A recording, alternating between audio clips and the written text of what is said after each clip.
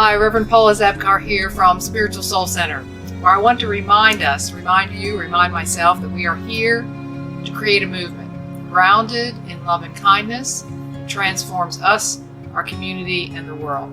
That's what it's about.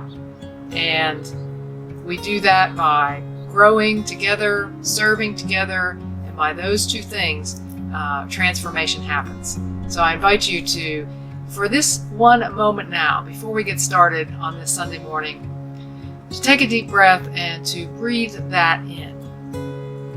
Maybe to say, I am here to create a movement in myself, grounded in love and kindness, that transforms me, transforms my community around me, and transforms the world. Breathe that in.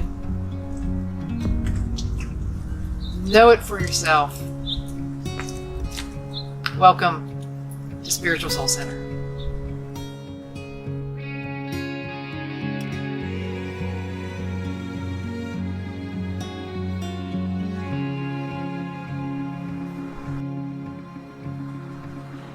Well, thanks for spending a few minutes with me this morning or this afternoon or this evening or whenever you're listening to this video. You know, I've noticed that in the news that there are a lot of people making choices that serve their best interest. And they are saying, no more of this. I'm not going to stand for this. I'm going to make a change. Let me give you some examples and some of the ones that you've noticed as well. You know, there's this idea in the news and on social media that people don't want to work, that people don't want to go back to work because they've been getting paid for being unemployed.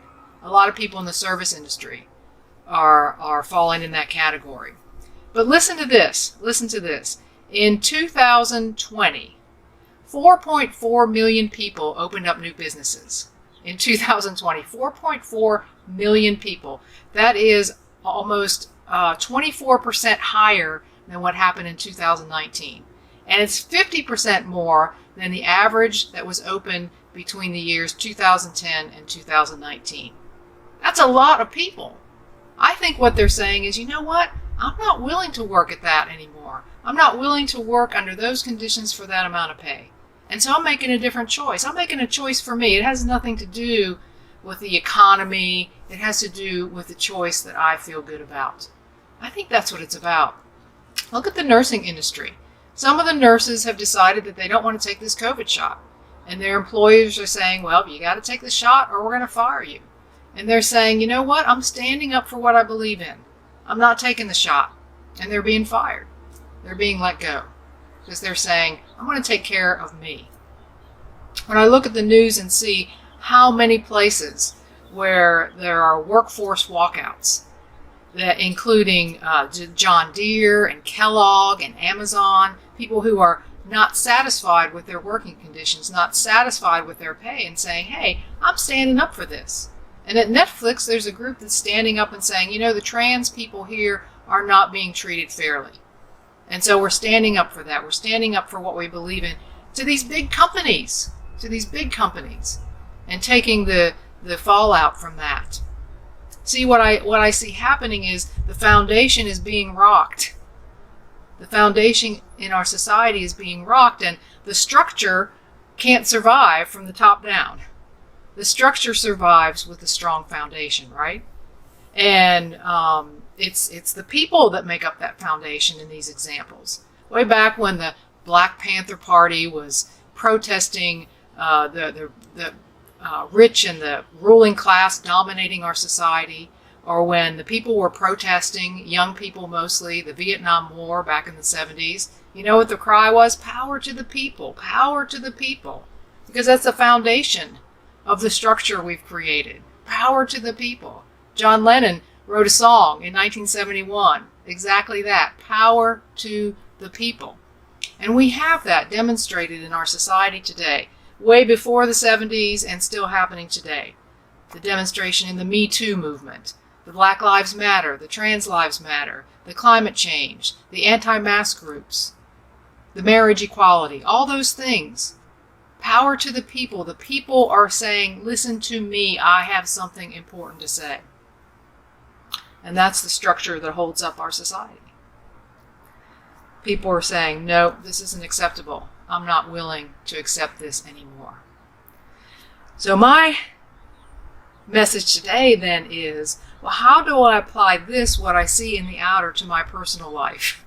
That's what spiritual work is about, is how do I take this knowledge, this information, this observation, and apply it to my spiritual life, to bring it home to me. And so the question is, am I making decisions that support my well-being? My well-being, my joy, my peace, my growth, that supports the desire I have to be the best I can be, to offer the skills that I have, to live a meaningful life. Am I making decisions that honor that? You have the power to direct your life. I have the power to direct my life. The power to do that is right here. It's not outside of me. In those examples that I gave you, in mass, in the social fabric of the United States, we're saying, I don't care if I have to stand up to Amazon. It doesn't matter if I have to stand up to this or that. I'm not willing to go there anymore. And the same is true in our personal life.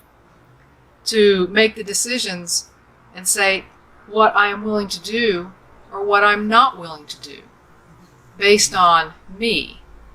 Well, how does this work? Well, listen, one way it doesn't work so much, which we employ a lot of, is to figure out and analyze and write down the pros and cons and figure it out. All of that figuring is based on the world out here. But I think the piece that's missing, or that we often miss, is to decide, how do I feel about this? What is the feeling that I have about this decision that I'm making? What is the feeling nature of it? Not, I feel like about this, but what do I feel? What do I feel? You know, my coach is chuckling right now. Bonnie Grace, she's chuckling right now of me talking about feelings, because that is exactly what I have been working on with her. For myself to pause and name my feelings, to use them to make the best decisions for me.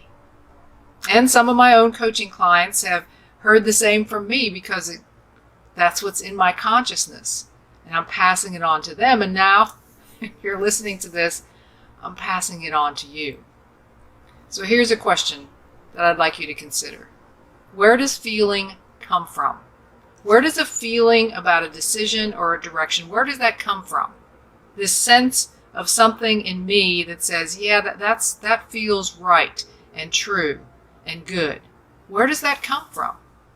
Because as we've noticed, it doesn't come from the outer world. We may have exactly the opposite demonstration in front of us in facts and figures compared to the way we feel, because it doesn't come from out there. It may not make sense at all in the world. But what's good and right and true is a feeling, and feeling is not fact-based. Feeling is heart-based. Feeling is heart-based. It's intuitive, right? It's intuitive. You know the definition of intuition? Intuition is a direct perception of truth independent of any reasoning process. It can be even called an unjustified belief. Unjustified. No reason to it at all. It's that. And that's why it takes some bravery to follow intuition, to following the feeling nature. This is where mine is the feeling nature of me. Some people call it the gut reaction, the gut feeling. That's what we're following. That's what we're following. And in order to get there, we have to pause enough to feel and to name and to understand and to know, to be aware of what that feeling is. And I will guarantee you that when you do this, your decision will not only feel good and right and true for you, but it will be good and right and true for humanity, in your relationships, in your community. It'll be the right and good and true decision. Well, as I mentioned, some of this falls over, this feeling idea falls over into some of my coaching clients, and I was talking to one of them yesterday, and he was telling me about an employee that he has who is so smart and so like he is wonderful. He fits into the possibility of growing and expanding exponentially in this position. But he told this person who was his manager, his boss, let's say, that, it just doesn't feel right. He doesn't like every aspect of this job to the degree that it makes him feel uncomfortable. And so after only being there a short period of time, he's like, I can't do this anymore. I can't do this anymore. This doesn't feel good to me. Even though I have the skill set, even though I've been doing a good job, it doesn't feel good to me. I don't like it. So I gotta leave. You see, it's not based on I'm making good money, I have good benefits, people like me, I'm doing a good job. It's not based on that. It's based on this feeling that I am in discomfort about this. And he went on to share, I encouraged him to think about a situation in his life where he had the same sort of experience. And don't you know, when he had a first marriage when he was very young, and after counseling and trying to repair this marriage, he said he came to this feeling, he remembers it clearly now, this is just not going to work. And people around him were like, what are you crazy? You have this, and you have the house, and your wife is this, and you have this money, and he's like, but it's not going to work. I don't feel it. I don't feel it. See, in the end, that's what it's about. And in the beginning, actually, if we are willing to pause and consider, where does that feeling come from? And I'm thinking maybe it doesn't even come from us, it comes through us. Maybe it comes through us. Maybe it is the direction of the soul, the direction of the universe, the divine, God, whatever name you call it. What if it's that? What if we pause to get in touch with that feeling so that we can follow the direction of the divine? I'm thinking that's a possibility. And we have to allow there to be some room for that to happen and to make how we feel a consideration in the decisions we make. Here's a quote from Mozart I want to share with you. Mozart says, "I pay no attention to whatever anybody's praise or blame. I simply follow my own feelings." That's an important quote to consider, an important idea to consider. It really speaks to exactly what I'm talking about. No matter what is happening out here, what is critical is how I feel about it. That's what gives me the clarity in whatever decision I decide to make moving forward. Here's another one from David Hume. He wrote a philosopher in the mid-1700s. He says, "Reason is and ought to be the slave of passions. Reason is and ought to be the slave of passions." In other words, we have to learn to follow our heart. Reason isn't the only place to put our confidence. Yes, there's some reasoning involved. It's not like they're separate, but reason should follow. See, the heart is a much better leader than the mind, I should say. Not the brain, the mind.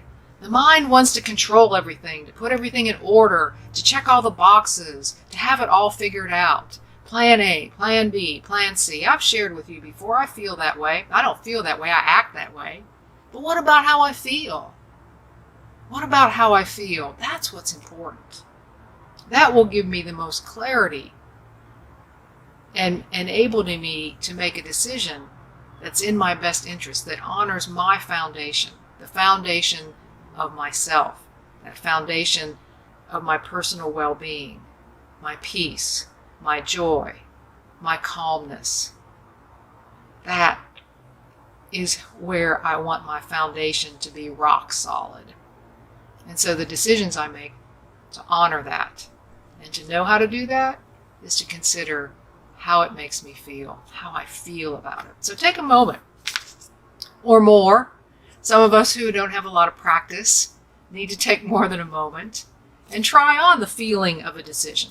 To try on the feeling of a decision. Because the heart knows and the mind should be a slave to that. So the bottom line, lead with the heart. Lead with the heart. So let's take a few moments together today and to breathe into the moment now and to sit in meditation, to sit and consider these words, to consider this idea, to consider your life, to consider the feeling nature of a decision that might be before you. And if there's not one that is on your mind at this moment, to ground at least in this very moment the idea that how I feel gives me the clarity as I move forward. So let's sit for a little while and be still and know. To be still and know.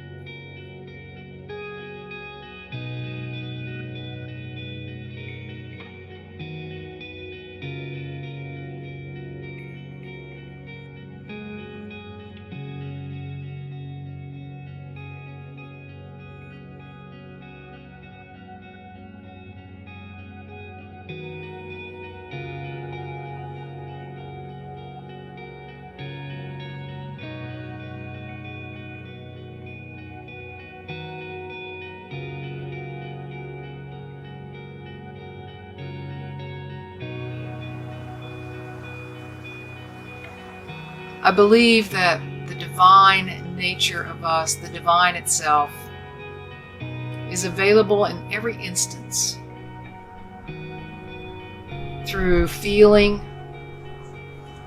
the feeling in our own self, through that, to take the next step, to know what that is, to be brave enough in the face of whatever is happening in the world, to say, yes, this is what feels good to me.